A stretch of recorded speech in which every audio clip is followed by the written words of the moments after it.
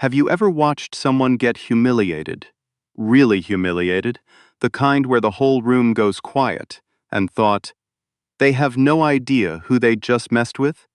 That's exactly what happened at the Hargrove Grand Hotel in downtown Atlanta on a Tuesday afternoon that nobody in that building will ever forget. I want you to stay with me for this one. Because this story isn't just about a hotel. It's about what happens when arrogance meets its match. And the match doesn't even flinch. Loretta Ashby was 53 years old, black, built like someone who had spent decades carrying weight, literally and figuratively. She was short, maybe 5'3", with close-cropped silver hair she didn't bother dyeing, and a face that had more lines than the woman in HR thought was professional. She wore her housekeeping uniform the way soldiers wear fatigues, not because she loved it, but because it was hers, and she wore it with a quiet, unshakable dignity. She had worked the fourth and fifth floors of the Hargrove Grand for 11 years. 11 years of folding corners on king-size beds so crisp you could cut paper on them. 11 years of restocking minibars and scrubbing grout, and being invisible to the guests who swept past her in the hallways without a glance, as if the act of cleaning a room was something that happened by magic, without human hands. Loretta didn't mind the invisibility. She had learned a long time ago that being underestimated was its own kind of power. What she did mind quietly, privately, was Sandra Holt. Sandra Holt was 41 years old, white, the kind of blonde that came from a salon appointment every 6 weeks. She was the Hargrove Grand's Director of Guest Experience, which was a title that had been invented sometime in the last decade to describe a job that used to be called front desk manager. Sandra had a master's degree in hospitality management from Georgia Tech, wore her lanyard like a medal, and had made it her personal mission since arriving 18 months ago to remind every member of the housekeeping staff exactly where they stood in the hotel's hierarchy. Which was, at the bottom. Sandra didn't yell. She never yelled. That wasn't her style. Sandra's style was the slow exhale, the raised eyebrow, the comment delivered just loud enough for one other person to hear. She had a gift for making people feel small without ever technically saying anything cruel. The first time she crossed paths with Loretta, she looked her up and down and said, "You missed a spot on the mirror in 412, just so you know." She hadn't even been in 412. She'd gotten the complaint secondhand, probably wrong. Loretta had simply nodded. "I'll take care of it." Sandra had smiled the smile of someone who had just confirmed something she already believed. Over the following months, the pattern repeated itself. A lint roller comment, a remark about Loretta's orthopedic shoes, a suggestion in front of 2 junior staff members that some of the older housekeepers might want to consider whether they still have the energy for this kind of work. Each one delivered in that pleasant professional tone. Each one landing exactly where it was aimed. Loretta absorbed them all without visible reaction. The other housekeepers, Tamara, Juanita, young Destiny, who was saving money for nursing school, they would come to Loretta afterward, furious on her behalf. "You should say something," Tamara told her more than once. "She can't talk to you like that." "I know," Loretta would say. And then she'd go back to work. What Loretta never said to Tamara, to Juanita, to anyone in that building was that before the Hargrove Grand, she had spent 22 years as a simultaneous interpreter for the United Nations. She spoke Mandarin, Japanese, and Korean fluently. Her French was nearly perfect. Her Arabic was functional. She had sat in rooms where world leaders argued over treaties. Her voice the bridge between languages, her mind working faster than most people's mouths. She had left that world for reasons she kept to herself. Her mother had gotten sick, then her mother had gotten better, and by then something in Loretta had shifted. She'd wanted something quieter, something with her hands. She'd taken the housekeeping job as a stopgap and somehow, without quite deciding to, stayed. She didn't tell anyone. It wasn't secrecy, exactly. It was more that it didn't come up, and there was something she found almost amusing about the gap between who people assumed she was and who she actually was. She'd keep that gap close, like a card you don't play until the pot is worth it. The pot became worth it on a Thursday in October. The call came through hotel management on a Monday, 3 days before everything fell apart. Wei Zhongming, 64 years old, founder of the Zhongming Development Group, one of the most powerful real estate conglomerates in mainland China, was arriving Thursday to finalize a deal that had taken 18 months to negotiate. His company was considering partnering with Hargrove Hotels International on a joint development project worth $340 million. $340 million. The number had been passed around the senior staff like a live grenade. The Hargrove Grand had been chosen as neutral ground.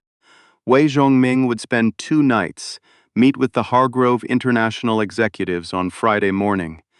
And if all went well, if everything was perfect, the deal would be signed before he boarded a plane back to Beijing. Sandra Holt had been put in charge of the on-site coordination. She'd spent 3 days preparing, color-coding binders, briefing the concierge team, arranging a welcome gift of aged pu'er tea and fresh lychee that she'd sourced at considerable effort from a specialty importer in Buckhead. She was ready. She was ready. What Sandra had not arranged was an interpreter. The Hargrove International executives had assured her that Wei Zhongming's personal assistant, a woman named Chen Lifen, would handle all translation. Chen Lifen spoke perfect English. There was no need. Chen Lifen's flight from Shanghai had a mechanical issue on Wednesday night. She was rerouted through Tokyo. She would not arrive in Atlanta until Friday afternoon, 3 hours after the meeting was scheduled to end. Sandra found out at 6:30 Thursday morning. She stood in the hotel lobby with her color-coded binder and her perfect arrangement of welcome gifts and felt the floor shift under her. Wei Zhongming's English was limited.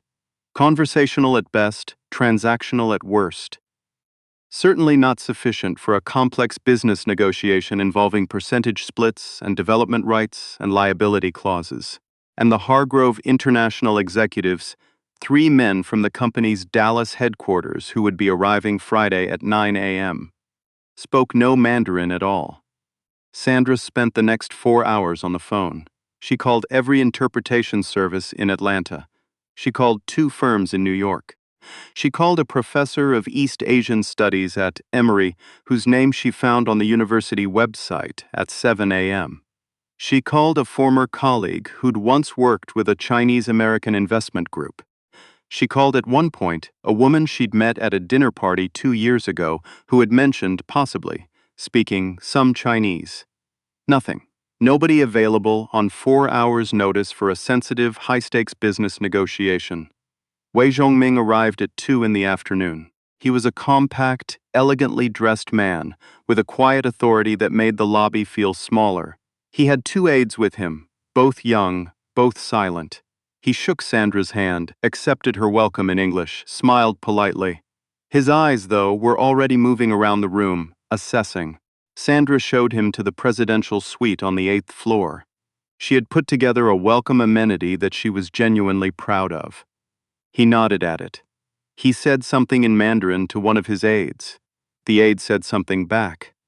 Neither of them looked at Sandra. She smiled her professional smile and excused herself and stood outside the elevator with her color-coded binder pressed against her chest like a life jacket. The meeting was in 19 hours. She had no interpreter. She went back to her office and sat at her desk and stared at her computer screen. She refreshed her email 7 times. She made 2 more calls. She drank half a cup of coffee that had gone cold. Then she heard a knock on her door. It was Loretta. She was holding a set of extra towels. The 8th floor had called down for them, and she'd stopped by Sandra's office to drop off a note from the head housekeeper about a maintenance issue in one of the suites. Sandra barely looked up. "Leave it on the desk." Loretta set the note down. She glanced at the computer screen. She saw the search tabs open. Mandarin interpreter Atlanta last minute. Certified interpreter Chinese business negotiation. She saw Sandra's expression.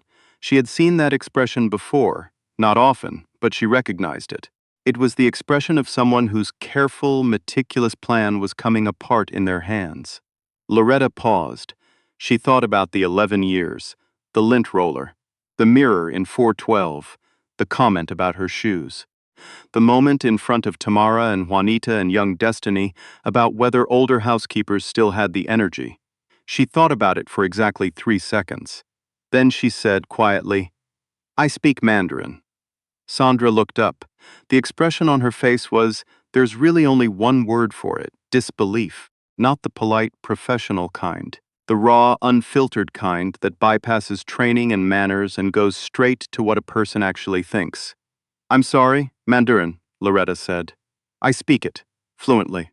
I also have about 12 years of experience with simultaneous interpretation, including diplomatic and business contexts. A beat.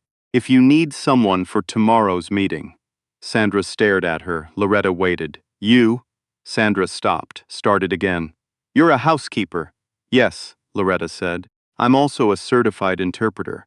She reached into the pocket of her uniform, the same uniform Sandra had once described as not exactly reflecting the hotel's brand standards, and produced a worn business card, not a hotel card. Her old card, from a life Sandra had never imagined existed. Loretta C. Ashby, Certified Conference Interpreter, UN accredited. Languages, Mandarin, Japanese, Korean, French.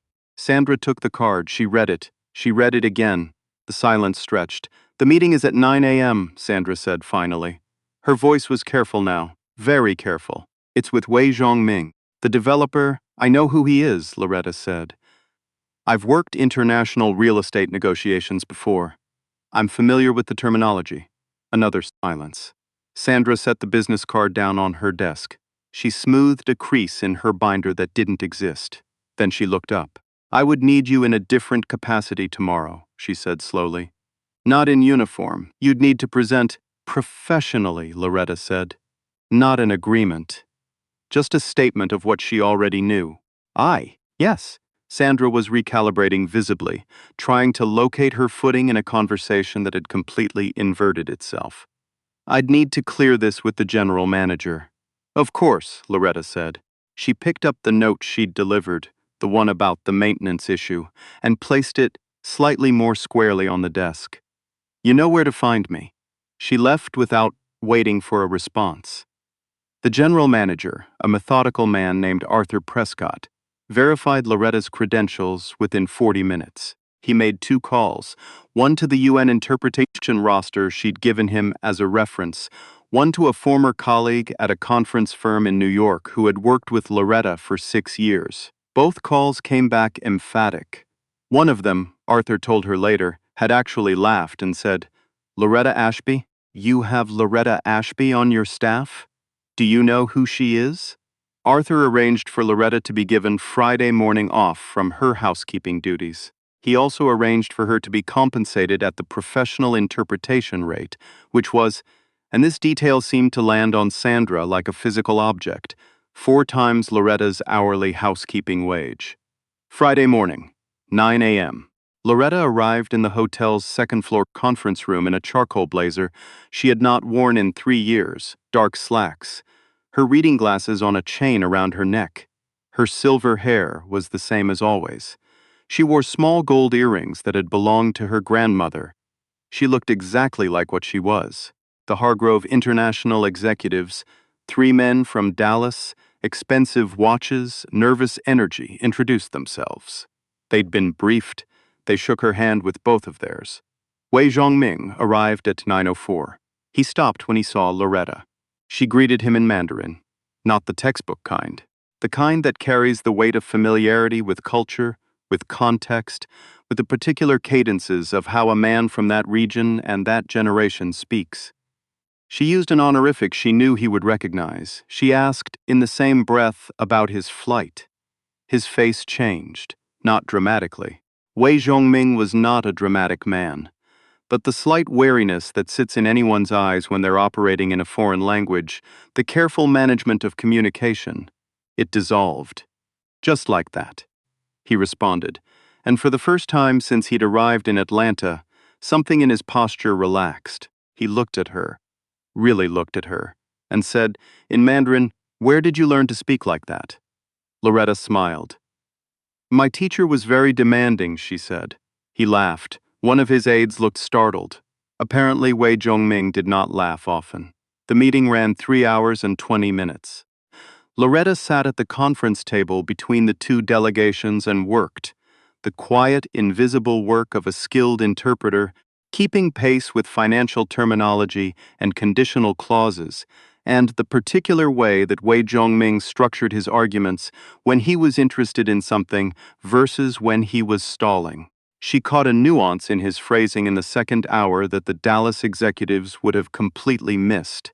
A specific word choice that signaled he was open to adjusting the liability split if they approached it correctly. She passed it to the lead executive in a murmured aside. He adjusted his approach. Wei Zhongming noticed. The aide noticed. Something shifted in the room. By noon, the framework agreement was signed. $340 million. Initials on the dotted line. Wei Zhongming stood and shook hands with the Dallas executives. Then he walked around the table to Loretta and shook her hand last, the gesture of someone who understood where the real work had happened. He said something to her in Mandarin that he didn't say in English. She would keep that one to herself. Sandra Holt had stood at the back of the conference room for the first 40 minutes of the meeting before Arthur quietly suggested she might be needed elsewhere. She went. In the hallway, she stood very still for a moment. Through the closed conference room door, she could hear the low murmur of voices. Mandarin, then English, then Mandarin again, and the sound of Loretta's voice moving between them, smooth and effortless, as natural as breathing. Sandra was a woman who had built her professional identity on preparation, on knowing more than anyone else in the room, on being the one with the binder, with the plan, with the contingency for the contingency. She had spent 11 months making a woman feel small over a uniform and a pair of orthopedic shoes.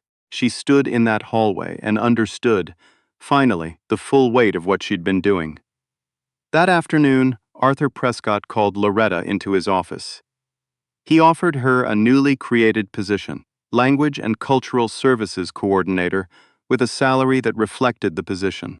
It came with a new title, a different uniform, or no uniform, her choice, and the formal addition of her interpretation services to the hotel's offerings for international clients. He also said, without being asked, that her 11 years of service record was exceptional, and that it was the hotel's failure, not hers, that her qualifications had gone unrecognized for so long.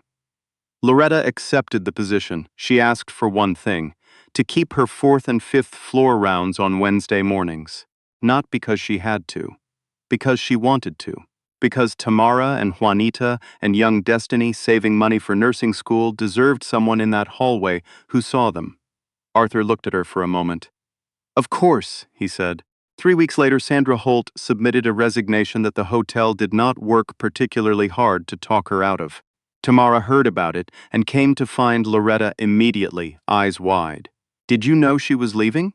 No, Loretta said. Are you? Tamara paused. How do you feel about it? Loretta thought about it. About 11 years and lint rollers and shoes and a mirror in 412 that may or may not have had a spot. About $340 million and a laugh that an aide said was rare. About her grandmother's earrings and a business card she'd carried in her pocket for 11 years without anyone asking to see it. I feel fine, she said, and she meant it. I've been thinking about Loretta's story for a long time. There's something I want to say directly to you, because if you've made it this far, you've already thought about it too. Loretta didn't expose Sandra to be vindictive. She stepped forward because a situation needed someone who could handle it, and she was that someone. She didn't make a speech. She didn't wait for an apology. She just did the work she was always capable of doing, in the moment when it finally mattered. That's the part that stays with me. The people who are dismissed, overlooked, assigned to the bottom of someone else's hierarchy, they don't always get a conference room moment, but the capacity is there. The knowledge is there. The years of quiet competence are there, waiting. Never let anyone's perception of you become your ceiling. If this story made you feel something, if you've ever been the person in the uniform who knew more than anyone in the room suspected, I want to hear from you. Drop your story in the comments. Tell me where you're watching from. And if you believe that every person deserves to be seen for who they actually are, share this with someone who needs to hear it today. I'm Glenn, and I'll see you in the next story.